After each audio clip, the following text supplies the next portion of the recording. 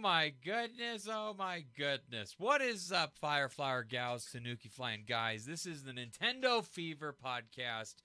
It is the podcast that will cool that fever that you have for all things Nintendo. We are a weekly show that is on YouTube every Friday at 8 p.m. Mountain Standard Time. Thank you so much for joining. My name is Matt. I don't know if there's anybody here yet. I'm messing up all sorts of technical things. Holly is my co-host. That's the person that's on this side of me. I don't know how it looks to you, Holly. You're actually below me and to the side of me. It doesn't make any sense. I don't have any reasons. But how are you doing this week? Doing good. Good. Just another average week of lots of homework, and my one and only midterm project was due earlier this week, so nailed it. Got 100%. Congratulations. Thank you. We expect nothing less from you, though, Holly. Like that is exactly what we expect that you would always do and get and perform. So, thanks. This episode is kind of a fun special episode because for two reasons, Holly. Do you have the YouTube page open by chance? I've got the chat open. The chat open. Oh, okay. Well, then you should take. Hey, what's up? Blind Hostility just showed up on the Twitch chat. Blind Hostilities in the Twitch chat. How's it going? You'll have to keep up on that for me. I will try. We got a couple people here. At least it says we do. Question though.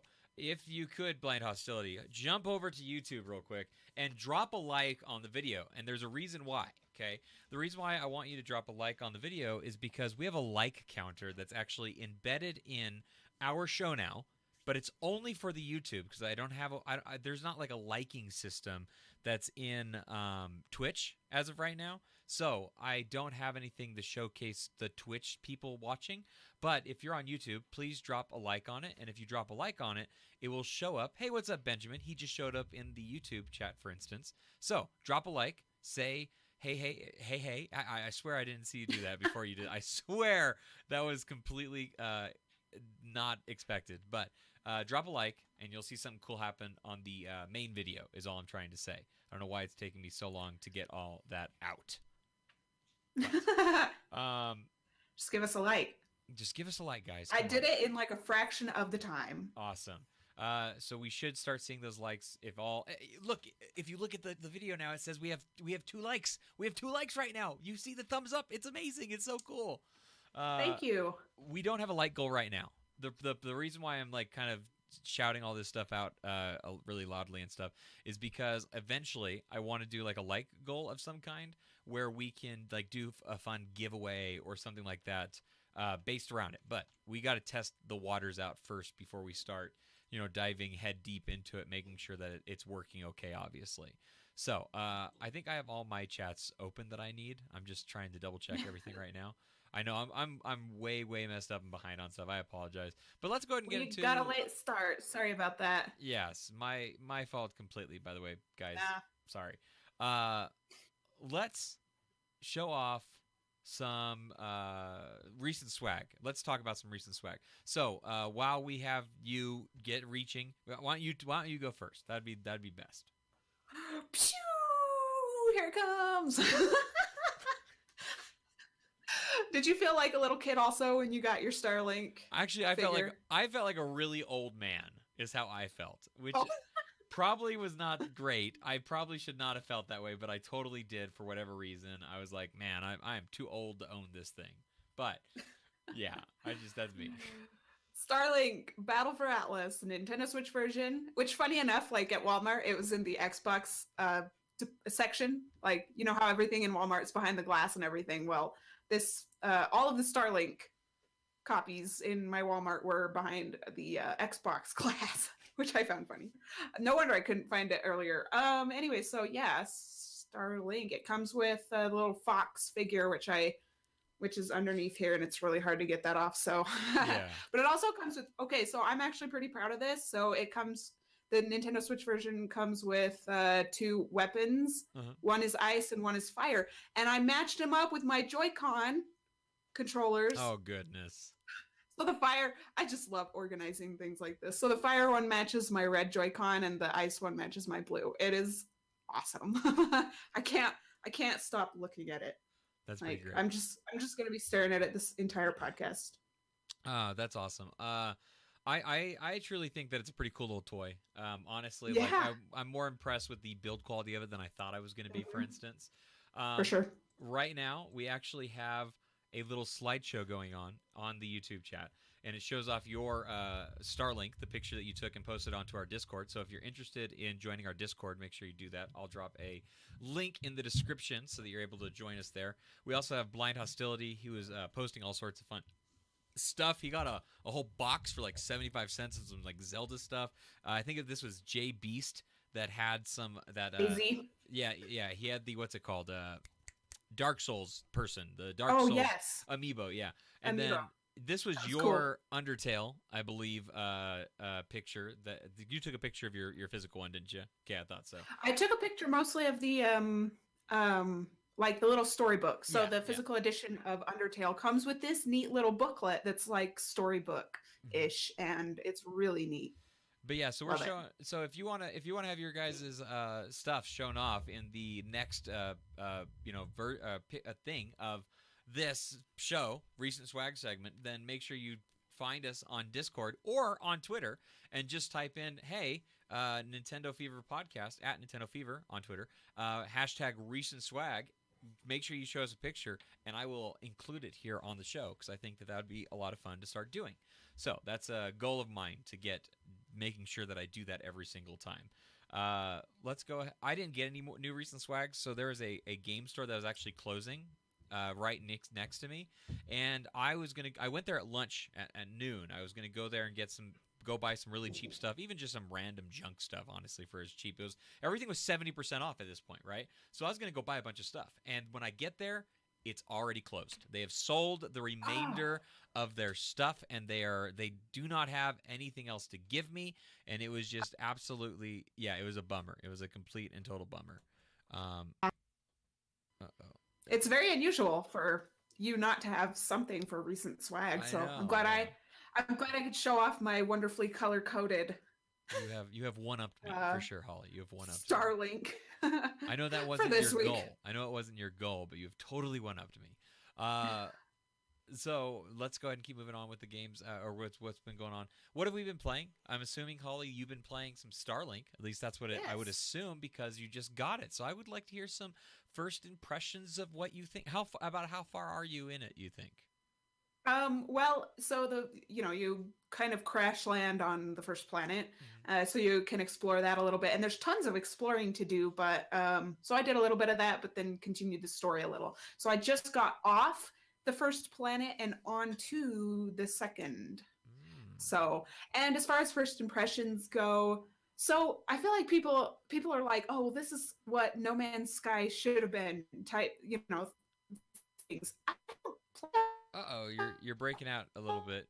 Internet's causing problems. You're freezing up. Trying to reconnect. Uh-oh, Holly, we've like this. lost you. I do. Uh-oh, we've lost you for a minute, Holly. Are you still there? Hello, Holly. Holler if you can hear me. Love doing a live show. It's always a lot of fun. I don't think this is my fault. It totally could be though. Who knows? We've lost her. Connection lost. Are you connected to the internet? Oh no. Holly, holler if you can hear me.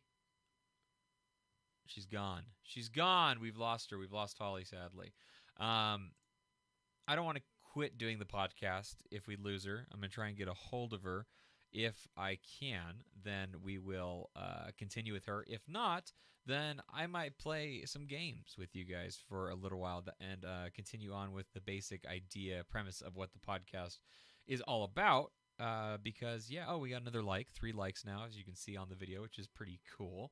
I think it's a pretty fun idea. Like I said, in the future, I'd like to do like a goal type situation so that we're able to do some fun stuff with that. But if not, then it's just something that lives there in the bottom of the video, basically.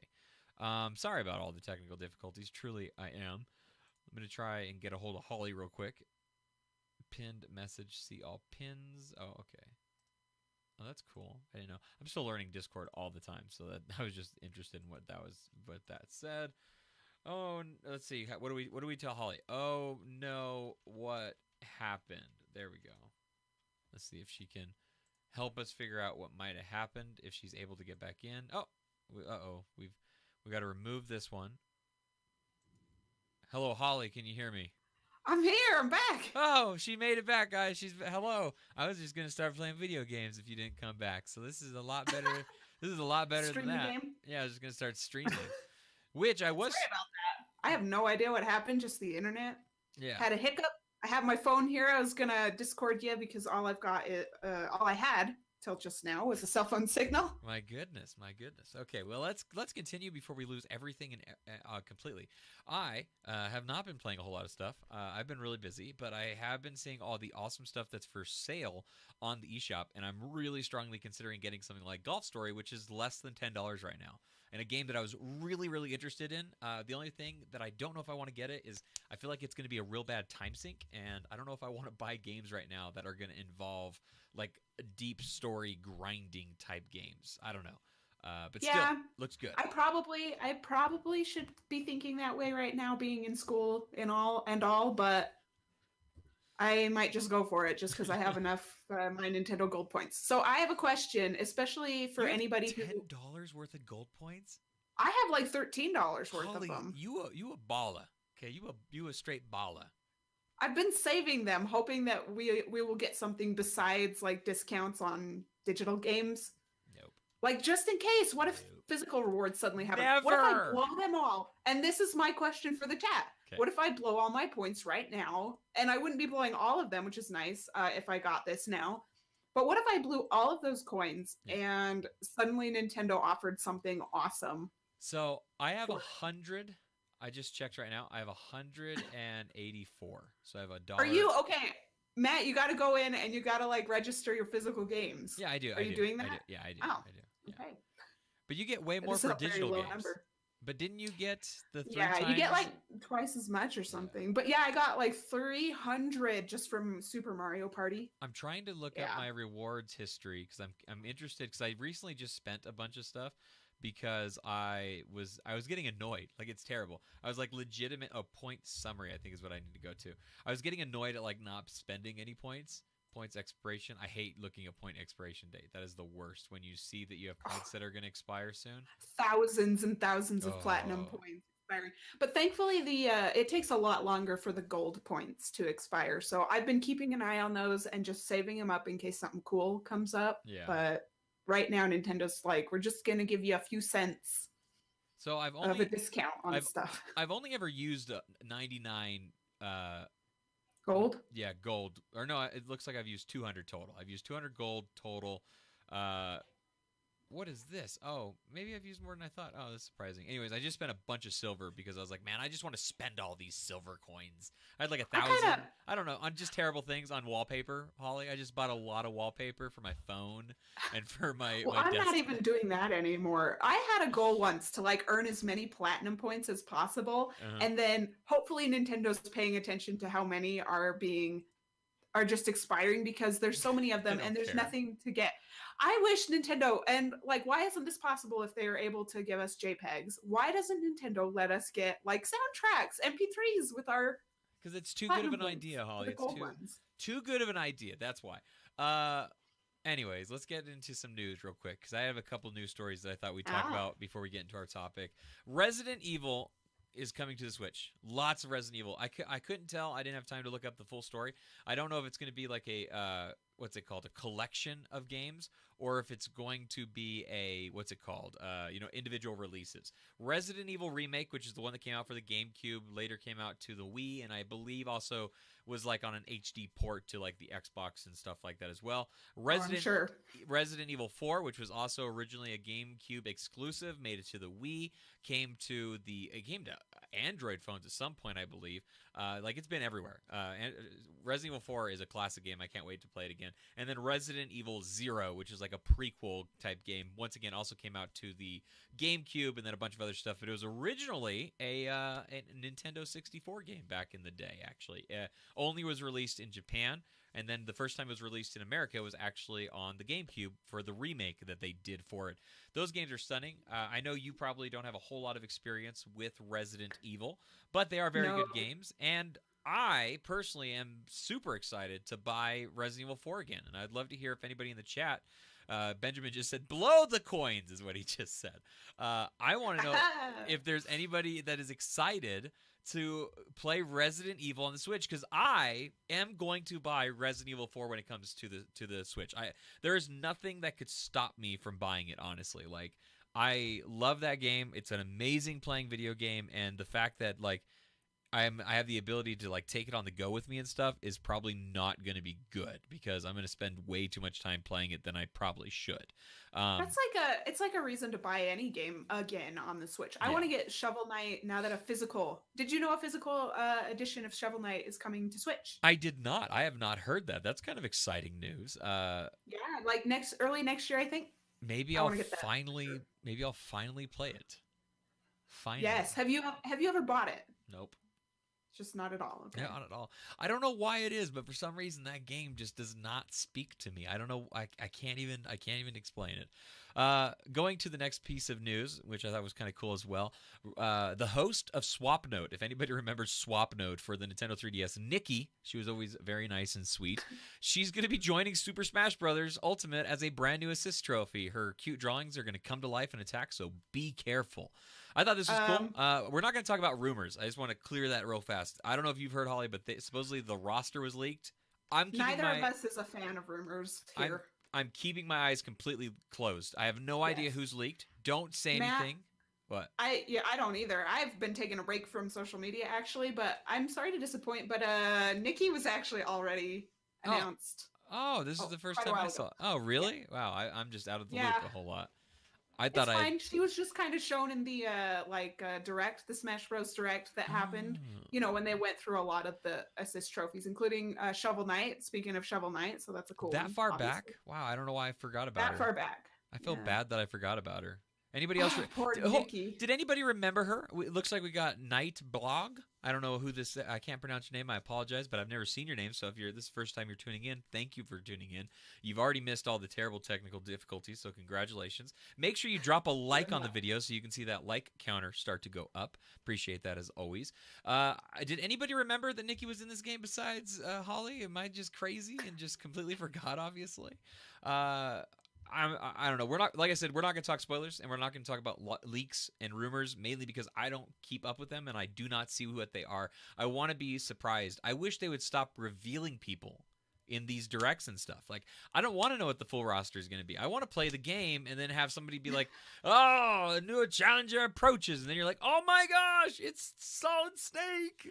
Even though everyone knew about it. The thing is that the internet would find out very quickly, like seconds after the digital pre-purchase of the game becomes playable. Yeah. Someone would know, and someone would put it online, and so Nintendo's like, we're just going to do all the reveals our way before it comes out. Yeah.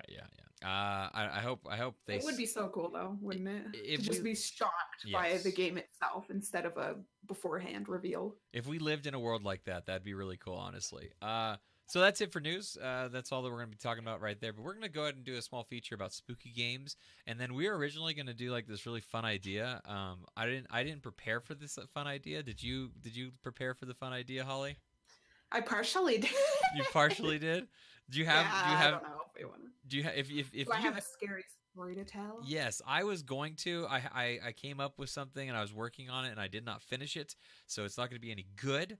It was about Same here, kinda. It was about a young boy who was playing a video game and then he forgot to save his video game and then he turned it on and then there was a scary mole that jumped out and said, "If you forget to do it again, I'm going to take your game and I'm going to break it in half." It was like going to be a spin on Animal Crossing because it's scary month. It's time to be scary. That's all I had. I'm sorry. Well,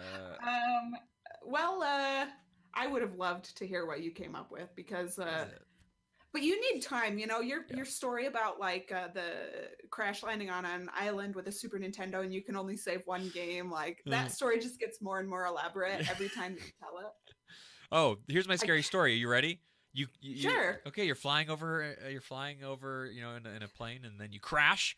And when you crash, you wake up and you see all of a sudden, oh my goodness, what's going on? You don't realize anything's happening, and then you see a TV. You're like, oh good, I got a TV, awesome. Then all of a sudden you look over and you see you got a PlayStation. You're like, oh, that's not very cool, but whatever, I got a PlayStation, okay. And then you look down at the dirt and you slowly start to dig, and you see this game case appear out of nowhere, and then finally you reveal the name of the game, and it says Crash. And you're stuck playing Crash Bandicoot on this desert island for who knows how long. Can you think of anything more scary than that? I'm sure Blind Hostility could. That's all for him. That's all for him. I don't think my heart would be able to handle that much of a shock. Oh, I can't wait till there's a little bit of a delay. You're digging in the sand, and you see a game, and you dig more. Oh gosh, it's great. Well, I could tell you, and I could show off my amazing English major skills. Yeah. By reading you what I began for my scary story. Yeah, let's hear it. So imagine the lights are turned off and I have like a flashlight up against my face. Just imagine it. Okay. All right, here we go. Here we go. This is what I have so far. It was a shadowy, moonlit night. I can't get through this. I got real scared right there. That was terrifying. Okay. Okay, it was a shadowy, moonlit night. Link, hero of Hyrule, paragon of courage, symbol of hope, stood in confusion at the mouth of a damp cave, having been led there by a fairy with a faintly pulsating red glow. It had flown inside and disappeared into the darkness upon arriving at the cave, leaving no trace behind. Deep inside, a faint groaning sound chilled even Link to the bone. It was a voice, and it seemed to be crying out unintelligibly. Man or woman, human or spirit, Link couldn't tell.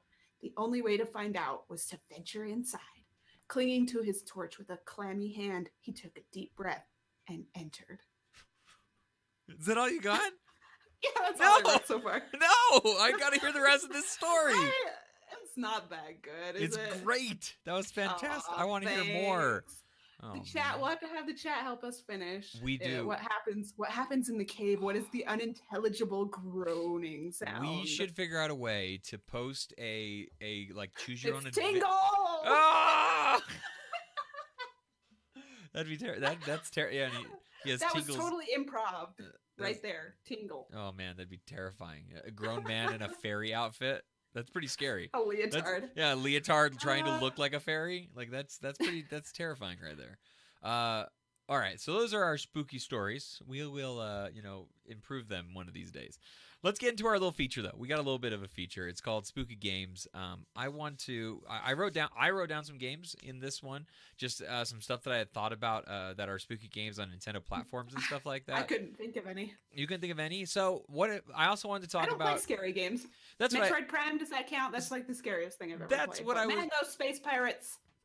That's what I kind of assumed, but this is the last podcast in the month of October, which means the Nintendo Fever Game Club game is going to be changed to something else. So I thought maybe we could talk about Castlevania a little bit too, because you have been playing some Castlevania, if nothing else. I have. So if you want to, why don't you talk a little bit about Castlevania? What do you like about it? Is it spooky? Is it scary? Does it get you? Okay, well, Castlevania is the perfect Halloween kind of game for me, and I'll explain that in a minute. Okay. First, I want to say that, I didn't play a lot of Castlevania growing up. In fact, I played none growing up, as far as I can remember. And even after I became like a Nintendo blogger and I was trying to kind of catch up on some series that I didn't play much growing up, I didn't really reach Castlevania very much. No. So I've been playing. What was it that kept you away from it, just out of curiosity? Was it just like the thought that it was going to be either not fun or hard, or like what was it that kept you away from it? Just the same old problem, like just too many games to play, and I just never got around to it. Too busy playing Metroid Prime and getting all those space pirate jump scares. Anyway, so I am playing Super Castlevania 4 on my Super Nintendo Classic, or I have been playing it recently. And again, it's like the perfect like Halloween time of year game for me to play, because it's not terrifying, it's not like overly violent or gory. Yeah. But it does have like kind of that spooky atmosphere. And Dracula and vampires and that type of thing. It's very associated with Halloween, even if it's not necessarily like the scariest thing ever. Yeah. It's just kind of a spooky Halloweenish thing. It's like Luigi's Mansion. Not like a super scary game. It just kind of has those vibes. So yeah, I've really been enjoying Super Castlevania 4. I've played over 5 hours now. I know that because you know, my little save state on the Super Nintendo tells me how long I've been playing it. So I've played it for a good amount of time. I'm just a few levels away from the end, I believe. The levels are really meaty, though, so it may still take me a while. And I haven't played in a while because, oh my gosh, so many games to play. But I'm really enjoying it quite a bit. So Yes.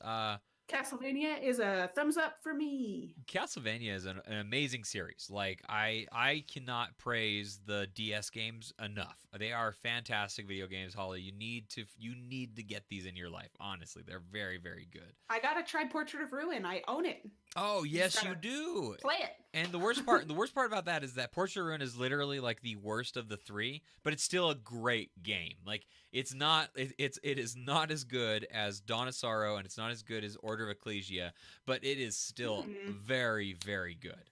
That could be up for debate. I chose between two DS. Hold on, who's debating this? Games. Who's debating this? I looked up like Metascore critics. No way. Critic scores. No. And between these two that I had the option of buying at Salt Lake Comic Con, actually, it's called FanX now, you know, lawsuit and everything. When I was at Salt Lake Comic Con, there were two Castlevania on DS games. And so I Googled them both and found out that Portrait of Ruin had the better overall scores. So I was like, I'll just go with this one, even though I don't know much about the series. But hey, I mean, if they're all good, it's fine. Yeah. They're all fantastic games, but Order of Ecclesia, in my honest opinion, is the best of the DS games. Chat, get in here and tell us what's what. Yeah. I'm curious. What is your guys' favorite? So it says right here, Metascore for Portrait of Ruin is 85, and then the score for where is it at? Here it is. Order of Ecclesia. Order of Ecclesia, so 85 for Portrait of Ruin, and we're looking at a solid 85 for Order of Ecclesia. So it looks like they're actually tied on Metacritic between those two. I wonder what Castlevania Dawn of Sorrows is now. I just want to say real quick that honest to goodness, my favorite video game music is Castlevania games. I think that the Castlevania games have honestly some of the best music in all of video games. Like they're even like the Game Boy game called Castlevania Adventure, which is not a very good game. The music totally underrated, still very good. Sorrow. I'm trying to look this up, but I don't know how to do it. Metacritic. I can't spell anything. There it is. Just eating up a lot of dead air at this point. 89. So the best game was Dawn of Sorrow, it turns out, if you go off at Metacritic. But they're all very good games. I've played them all. I think I've beaten all of them, honestly. I know I beat Portrait of Ruin. I've heard Aria of Sorrow on Game the Boy Advance. GBA. Probably has like some of the best critical praise of the whole series, so I'd like to see that comparison also. I really wish that I had the Twitch chat. It seems everyone's there.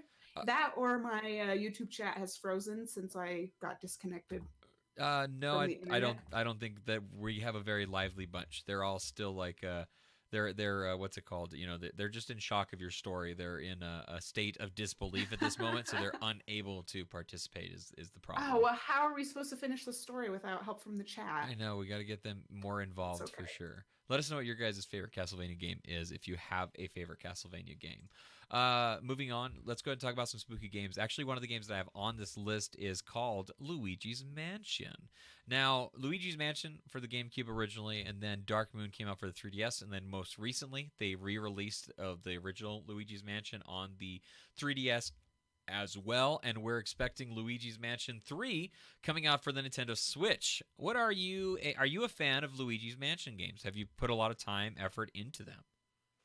Well, so I played 1 year for Halloween, like at the beginning of October 1 year. I don't even remember what year it was, but I decided I'm going to play Luigi's Mansion 2. I've heard this series is good. It was my first go at the series in earnest, because I think I played a friend's copy of the original like years ago for not very long. Didn't enjoy it that much because I was little and I didn't know what I was thinking. But so I played Dark Moon for Halloween one year. Can't remember which year that was, and I loved it. I beat it, enjoyed the heck out of it.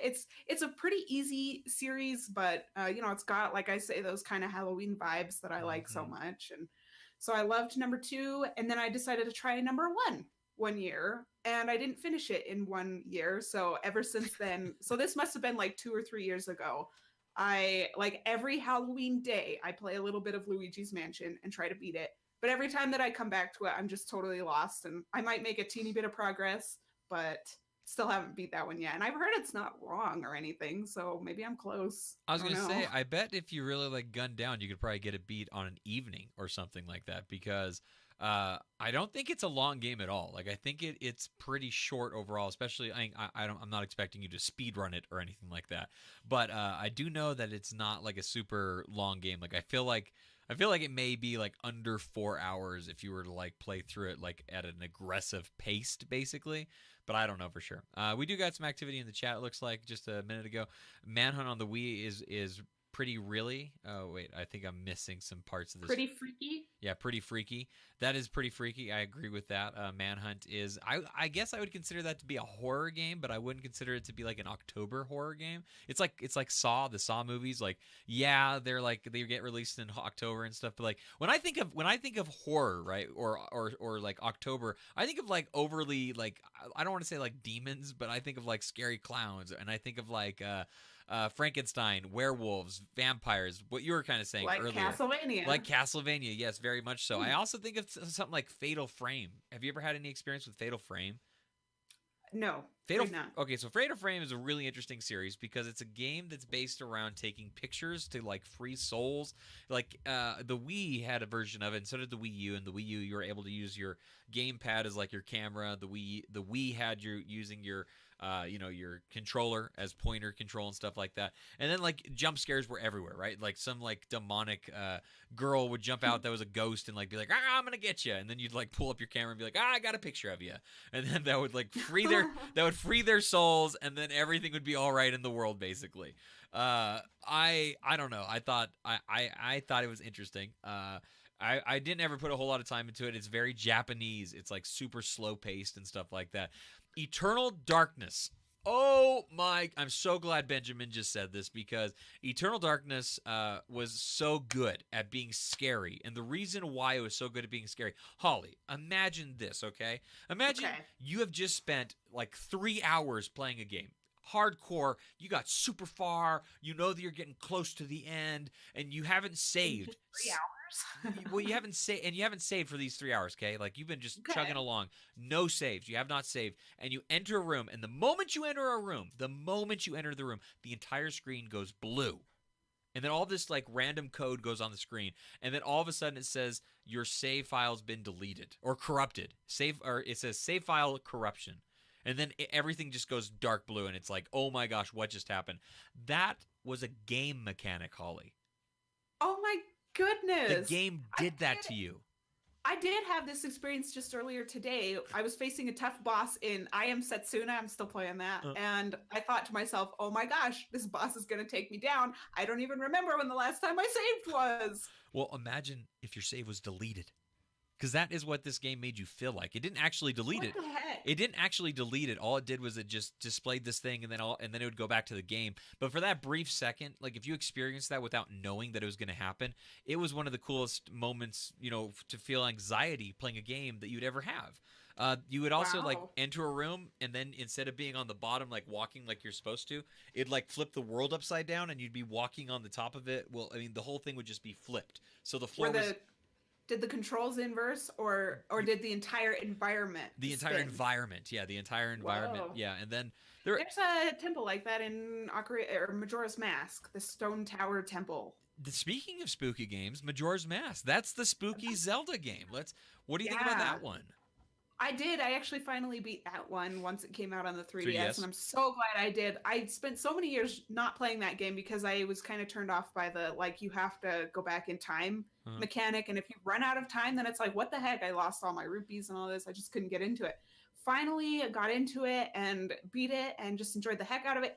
It is so creepy. Everyone says, like, you know, Twilight Princess is kind of the darkest and most mature Zelda. And I love that about Twilight Princess, but nothing is creepier than Majora's Mask. Like, the first time that I did that little mini game where you kind of have to, like, use the time mechanic to save the little girl at the farm from being abducted by aliens.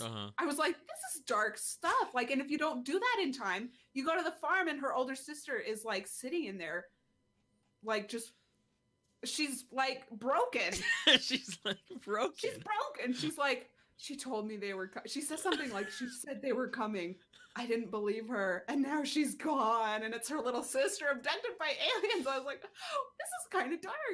So that and some other things in Majora's Mask really took me by surprise in the most pleasant way. I just loved that game. You know, when you get... Also a creepy one. There's a reason why we watch horror. I don't know if you do. Do you watch scary movies at all? Not really. Not usually. In fact, before I watched The Quiet Place recently, I just watched that. It was good. That was good. Yeah, that was pretty intense. Yeah. But before I saw that movie, the scariest movie I had ever seen was The Mummy. And that isn't even that scary. It scared me when I was little. It doesn't scare me anymore, but Okay, that's good. how sad I am when it comes to horror stuff. Quiet Place, though. Very The good Quiet movie. Place, yeah. Yeah, good there was movie. some good shocks in there. There was moments where I like looked at my wife and I'm like, they're not going to do this, are they? They're not going to do it, are they? I was just like sobbing almost. It was I'm a baby when it comes to watching scary Ooh. movies. I really am. Yeah. Uh I'm sure I would be too if I was brave enough to, you know, just put them on but in the the first reason place. why we watch Take that these step. the reason why we watch these scary movies and stuff is that we enjoy the adrenaline that we're given with them, basically. Like, we don't the scare is not the important part of like the emotion that you get when you watch a scary movie or play a scary game. It's the adrenaline that you get because you know it's all fake at the end of the day, but it's still like this story that's so intense that it gets you pumping and stuff. Silent Hill's always done a very good job at that. And there's a great Silent Hill game that was made for the Wii. Silent Hill Memories is a fantastic, not only Silent Hill game, but also a great thriller-based game that takes place in a individual who's dealing with a lot of pain and emotion, and he's actually in a therapy session while you're playing this game. And it cuts back between gameplay and therapy, and while you're in the therapy section, the therapist will ask you all these questions. He'll say things like, color this picture and of whatever your childhood house looked like, basically. And if you color like the roof blue and then the sides of the house green and like the trees next to it yellow or some crazy thing, or the fence yellow or some crazy thing, eventually when you get to that part in the game where you're dealing with like your childhood memories and regression and stuff, all of a sudden you will literally see this house in the same colors that you put it in. So like it like allows you to like put input into the game. It asks you like these questions of like are you afraid of the dark and stuff, and like there's all these segments that are now more dark than they were before. The game actually changes. There's a lot of different paths and roads you can go on depending on how you answer the questions in the therapy sessions. That's so cool. You know, it seems Really like is. horror games, I don't play them a lot, but it seems like there's so much like creativity that goes into them because giving people that experience of horror and just total immersion. I think horror... It's an art. Yes, and I think that horror games and being scary in general, right? I think scariness is kind of like a very open, blank-paged book. When it comes to adventure, sci-fi, fighting games, like there's this very like by the book thing that's like, oh, if you're gonna do a fantasy game, you have to have dragons. You don't have to, but you know what I mean. Like you have to hit conventions. Conventions, exactly. Horror, I really truly feel there's less conventions about it because the reality is fantasy involving dragons is fantasy, but horror, when something is scary to you or scary to me, it doesn't necessarily mean that it's scary to somebody else. So there's so many different portrayals and so many different genres of horror. A Quiet Place is actually a pretty good example of this because I could see many people not thinking this movie was scary or freaky or anything like that. But like if you take like the idea of what The Quiet Place is really about, with the idea that like you can't make any sound, like I personally have been home alone and I've been very quiet inside my house, and then all of a sudden you hear like the wood on the floors creak, right? And it's like the loudest, most startling sound ever. And I know nobody's doing it. I know that it's just the hot air and cold air contracting, but like goodness me if I don't just like start grabbing my pillow tighter because it's a freaky sound. It catches you by surprise, obviously. Yeah, with horror games, the funny thing, going back to the idea of like conventions and stuff, if Mhm. horror games did follow set conventions, they wouldn't be horrifying anymore. Everyone would know what to expect. So that's Yes. what's cool about that genre. I haven't played a lot of them, but I've been watching Peanut Butter Gamer recently. Oh, I love that guy. Yeah, he's a fun guy to watch on YouTube. And this isn't a Nintendo system game, but he played this just I think it's just a PC game called Nun Massacre recently, I and didn't see that. Oh, did you watch Peanut Butter Plays his it was his gameplay oh, channel. okay, I don't Yeah, yeah, I just watch his it's like my new favorite YouTube right now. oh, really? Well, I Yeah, mean, I like his gameplay videos a lot, but there's this cool YouTube channel called Nintendo Fever, but whatever. I Yeah. just finally subscribed to Nintendo Fever, by Oh, the way. thank you. I'm a terrible podcast host. Oh, a couple other games I wanted to briefly touch on, and then we'll be done with this podcast. Honestly, we're trying to get some stuff done ourselves. But Demetrium was a DS game. There's 1 and 2. Dementium? Dementiums. Holly, in all the years that you've known me, what is my one contributing thing that I am able to contribute on a regular basis to this podcast? Really awesome mispronunciations of words. Thank you. That would be that. Yeah. Well, that's what this game is. It's a mispronunciation, as told by me. Dementium. That was done by Renegade Kid, now Atui, right? Yes. I thought Joel. that was so funny. Like, yeah, Jules Watcham. So yeah, the first time I ever played a Renegade Kid game, it was Mutant Muds and stuff. And then I found out that they made those horror games on the DS, and I was like, wait a minute, what? Not just so horror. Jules Watcham, man, he's a talented guy to be developing such a variety of games. And not just the horror part of these games, but they're actually like technical masterpieces when it comes to DS hardware. Look up screenshots and videos of the actual game running. It is impressive. It is a first-person adventure horror game that has very good graphics, very good texture work, very good sound design for the DS. I remember when these games came out, and somebody who loved playing DS games and liked seeing them being pushed to the limits and stuff like that. Like, I can legitimately remember, like, oh man, I can't wait to like put headphones on, play this game, and like be kind of freaked out, which I was. There's some good little jump scares and stuff like that, but they're very cool, entertaining romps of playing video games. And yeah, I don't know. There is a whole wide variety of stuff on Nintendo consoles. Is kind of what I found out while looking up this list and stuff. Like, we have the classics like Resident Evil and Silent Hill, but then we also have some really interesting stuff that are exclusive. Things like Eternal Darkness and Luigi's Mansion, which is Metroid Prime. Metroid Prime. Were you ever scared in Metroid Prime? Yeah, actually, I wouldn't consider it a horror game, of course, but sometimes you like walk into this place, there's no music playing in the background, but you like hear these scratchy sounds, and you're like, okay, there are space pirates in here somewhere, and they're just gonna like fall off the ceiling when I least expect it and scare the heck out of me, or a Metroid is gonna burst out of some glass container and just scare the heck out of me. So there were times I screamed out loud playing that game. There are a few jump scares in it. Is there anything scarier than having like 5 health and like knowing that like the only way you can like get healed is by like running down this corridor and knowing that there are going to be enemies that are going to attack you? That is legitimate fear right there. Like that's terrifying. What do you do? I was just playing Zelda on the NES, and I kept getting attacked by these enemies, and anything will freak me out. It doesn't take much to freak me out. Oh man, I'm excited for Halloween. My kids are super excited and stuff. I love playing a scary game during this scary time of year. I remember when Silent Hill the movie came out, and I remember like after I watched the movie, like I had to go buy Silent Hill 4: The Room, which was for PlayStation 2 at the time, and I also had to buy Doom 3, which is kind of the scarier version of Doom. The new Doom, which I also want to talk about a little bit, just very briefly, the Doom 2016 is what it's referred to, that came out to the Switch, is much more a action game than it is a horror game. You're just dealing with destroying hell basically in Doom. It's a pretty cool story, honestly. Like, Doom is like really, really like metal and stuff. It's like, we went to Mars, and for some reason Mars has a portal to hell, which makes no sense at all. But that's video games for you. That's video games, and it's just that's whatever. Why we love them. Exactly. Like that's what video games are. Is that crazy thing that Doom did, and it's fun for that reason, right? But I think that does it for us. I'm excited for Halloween. Like I said, I'm gonna play more Castlevania, even when this we pick a new game for the game month, obviously, because it is such a fantastic game. I just beat the third boss in it, and I could not believe how difficult this game was and how I used to play it so much. I'm getting my reflexes are not what they used to be. Let's put it that way.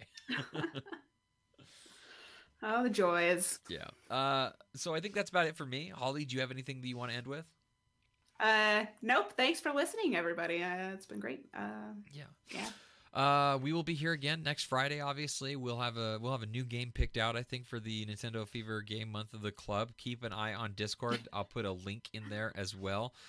Game Month of the Club. Is that what you're laughing at? Is my extreme rambling version of that? I love it. Game Month of the Club.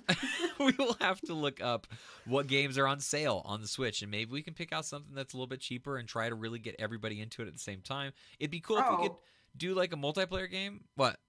Yeah, for sure. We'll keep everyone updated on the Discord. I do have one last thing to say. This was several minutes ago, but I just got Golf Story. Did you really? Yeah, I spent my gold coins on it. It cost me nothing, and I still have a few hundred gold coins. I got $20 just sitting in my account right now. That's burning a hole in my pocket, Holly. So you don't want to tempt me like this. I think I'm going to go do it. I don't know. Okay. Thanks. All right, Thanks, guys. Benjamin. I think I'll enjoy it. Thank you guys so much for watching. Being a part of the show, we appreciate it. We are a weekly podcast that happens every Friday, 8 p.m. Mountain Standard Time. You can find us right here on the Nintendo Fever YouTube channel. You can find me on Twitter at OnlyMattDezen. You can find us on our Discord that I will share. And then, Holly, where can people find you on the internet if they are looking? I am primarily on Twitter. My handle is at Lil Red Koopa, Lil Red Koopa. Okay, awesome. Well, thank you guys so much for watching. Thank you for being a part of it. And until next time, keep on playing those games until your thumbs fall off. Bye.